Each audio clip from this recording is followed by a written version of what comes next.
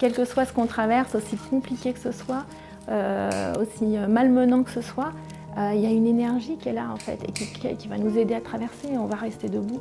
Et une fois qu'on a compris ça, je suis persuadée que notre responsabilité elle est de nourrir cette énergie.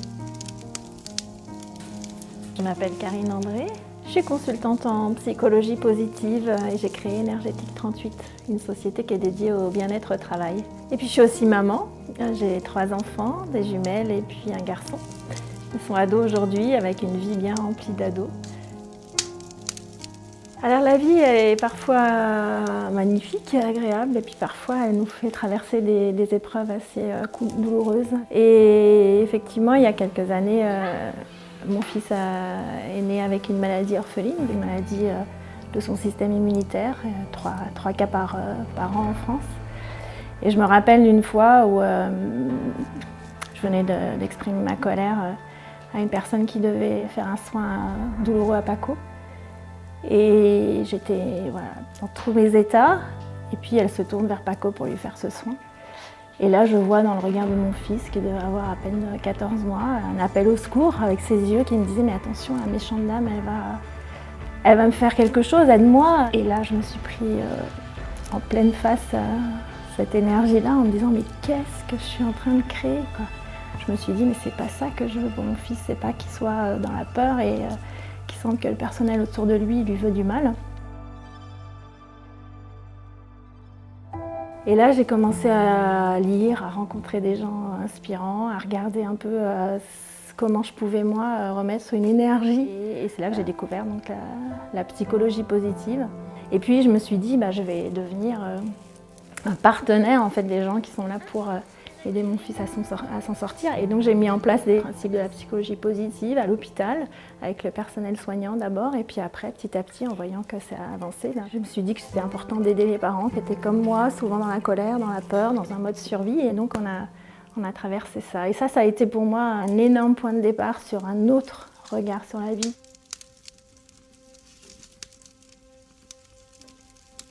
Donc il y a eu un avant et un après, clairement, de cette maladie pour nous, la famille proche. Et je me suis vraiment dit, si ça fonctionne comme ça dans l'hôpital, à un moment où on n'a pas du tout d'emprise sur les choses, finalement ça peut être une philosophie de vie à développer partout. Et la première chose qui m'a interpellée, c'est le monde du travail.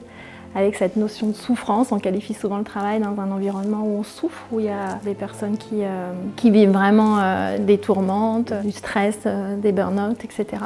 Et de me dire, mais finalement, comment pouvoir les reconnecter à leurs ressources, à comment elles peuvent avancer avec tout ça. Donc j'ai repris le chemin d'école, je me suis reformée en psychologie positive adaptée au monde du travail, avec cette idée d'adapter des outils, ou en tout cas les utiliser pour accompagner à la fois les équipes et les individus à s'adapter au changement et à développer leurs propres ressources.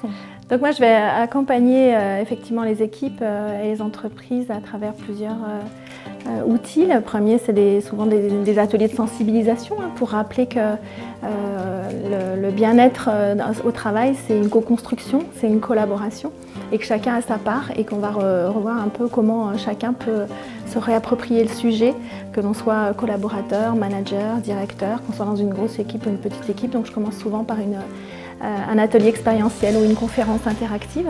Et puis ensuite, j'accompagne vraiment les personnes et les équipes avec des ateliers plus de formation. On va aller apprendre à redécouvrir, déceler ses forces et celles des autres, à développer l'intelligence émotionnelle, à développer des compétences comme l'empathie, le savoir, la bienveillance ou même la résilience.